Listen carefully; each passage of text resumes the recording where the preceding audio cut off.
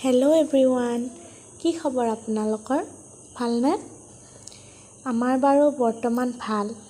আহি পালোঁ শিলচৰ। তাৰপিছত আমি ৰুম ঠিক কৰিলোঁ আৰু ৰুম ঠিক কৰি ভালকৈ ছেটেল হৈ ল'লোঁ। এতিয়া আজি অফিচলৈ যাম, জইন কৰিম। এতিয়া সিদ্দিকা আৰু মই খাইছোঁ ৰাতিপুৱা লাল চাহ। ৰাতিপুৱা শুই উঠি লাল চাহ নাখালে ভাল নালাগে নহয় জানো? মোৰ কিন্তু ভাল নালাগে। আপোনালোকৰ কি ক'বচোন বাৰু?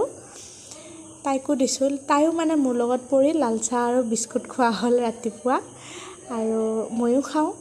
এতিয়া আমি গা পা ধুই চাহ বিস্কুট খাইছোঁ। খাই আমি লাহে লাহে ৰেডি হৈ আহি এতিয়া মেইন ৰাস্তা পালোঁ। আমি এতিয়া গাড়ীলৈ ৰখিছোঁ, এখন বেটাৰী গাড়ী লৈ যাম। সিদ্দিকাই বেটাৰী গাড়ীত উঠিবলৈ বহুত ভাল পায় আৰু তাই মানে আমাৰ যিমান ঘৰৰ গাড়ীতে নাযাওঁ কিয় তাই মানে আগে ক'ব যে মোৰ বেটাৰী গাড়ী লাগে। মানে ঘৰৰ গাড়ীত বা এনেকুৱা প্ৰাইভেট গাড়ীত যদি আমি ক'ৰবাত যাওঁ বা বাছতে হওক তাই মানে উশাহ নাপায়, তাই হেনো গৰম লাগে, বতাহ নাপায়। আমি বাৰু এতিয়া তাইৰ কথা মতেই বেটাৰী গাড়ীতে গৈ আছোঁ। তাই মানে পূৰা একদম বতাহ লৈ লৈ গৈ আছে, বেটাৰী গাড়ীৰ আমেজ লৈ লৈ শুই শুই গৈ আছে। আমি এতিয়া মোৰ লগৰজনী আৰু মই আৰু সিদ্দিকা গৈ আছোঁ অফিচলৈ। অফিচত জইন কৰিম, কৰি আজিৰ পৰা ডিউটি ভালে ভালে ষ্টাৰ্ট কৰিম। আহি আমি অফিচৰ ওচৰ পালোঁৱেই। এতিয়া সিদ্দিকাক লগত লৈ আজি ফাৰ্ষ্ট আহিছোঁ। আগতেতো এজনী ছোৱালী আছিলে মোৰ লগত, তাই বিয়া হৈ গ'ল কাৰণে এতিয়া মানে মই অকলেই সিদ্দিকাক চম্ভালিবলগীয়া হৈছে। ফাৰ্ষ্ট আহিছোঁ বাৰু। তাই আহি অফিচ পালোঁ, সিদ্দিকা লগৰজনীৰ লগত আগবাঢ়িছে। দিনটো ভালে ভালে গ'লেই হ'ল আৰু তাই যাতে অকণো অসুবিধা নকৰে, শাস্তি নকৰে, ফূৰ্তি কৰি যাতে কটায়, সেয়ে আৰু কামনা। আৰু কিবা হয় আজি ফাৰ্ষ্ট ডে। আজি বাৰু ফাৰ্ষ্ট ডে অলপ আমনি কৰিবও পাৰে, নেক্সট লাহে লাহে বাৰু অভ্যাস হৈ যাব। ভাবিছোঁ আৰু ইমান দূৰত আৰু মানুহো নাপায় আজিকালি, সেইটো কাৰণে ভাবিছোঁ যে ময়ে অলপ কষ্ট কৰোঁ আৰু মই ডিউটি কৰি আছোঁ। আমি গোটেইকেইজনী আৰু সিদ্দিকাই কৰি আছে মোৰ লগত এনেকুৱা ডিউটি, মানে চিপছ খাই খাই মোবাইল চাই চাই ডিউটি কৰি আছে। মই ক'লোঁ এবাৰ মাত লগাই দিয়া, চবকে হাই কৰি দিয়া, আৰু তাই মোৰ মতে হাই কৰি দিলে, কিন্তু হাই পৰা গৈ বাই বাই হৈ গ'ল। এইবিলাক পজিশ্যন দি আছে, বেলেগ বেলেগ পজিশ্যনত বেলেগ বেলেগ কাম কৰি আছে আৰু ময়ো তাইক খুৱাবলৈ লৈছোঁ।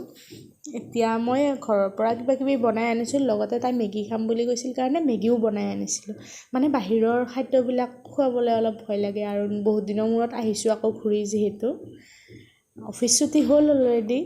এতিয়া আমি ৰুমলৈকে ঘূৰি গৈ আছোঁ। সিদ্দিকা আৰু মই খোজকাঢ়ি গৈ আছোঁ বেটাৰী গাড়ীত উঠিবলৈ, ধুনু ধুনুকৈ গৈ আছোঁ।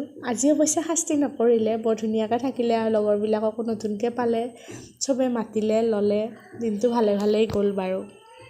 যি কি নহওক, আহি পেলাই তাইৰ বেবীটো তাই ল'লে আৰু মোক অকণমান ৰন্ধা বঢ়াত সহায় কৰি দিলে মোৰ বুঢ়ীজনীয়ে।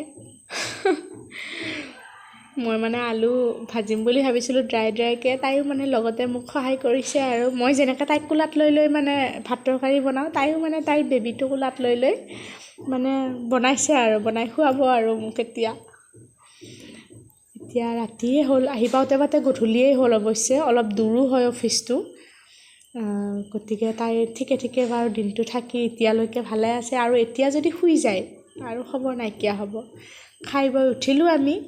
উঠাৰ পিছত মোৰ বাইদেউগৰাকীয়ে মোক আকৌ বাচন ধোৱাটো সহায় কৰি দিলে। বুঢ়ী মানুহজনীয়ে কিমান যে কাম কৰিব ইচ্ছা তাই, মই ইমান মানা কৰি আছোঁ নুশুনে আৰু মোৰ কথা। তাই কৰিবই মানে। এফালে পানী এৰি দিছে, এফালে চাবোন দি বাচন ধুই আছে। এইখিনি কৰি পেলাই কিবাকৈ এবাৰ শুৱাই থওঁ, শুৱাই থোৱাৰ পিছত আৰু আজৰি, আৰু মই অলপ ৰেষ্ট ল'ব পাৰিম। টোপনি গ'ল বুঢ়ীজনী কাম কৰি কৰি।